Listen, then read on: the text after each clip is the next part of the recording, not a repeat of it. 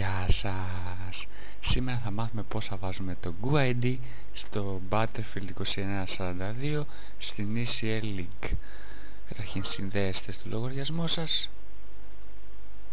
μετά πηγαίνετε στα Settings,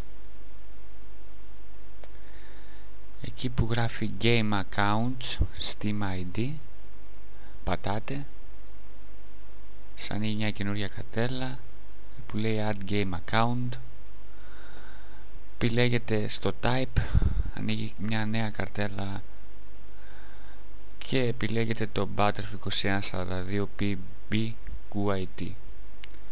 Στο Value, αφόσον έχετε πάρει το GUID μέσα από το server, από έναν Stream Account server του Punkbuster, γράφετε τα 8 τελευταία νούμερα του κωδικού αυτού και πατάτε Send και είστε έτοιμοι.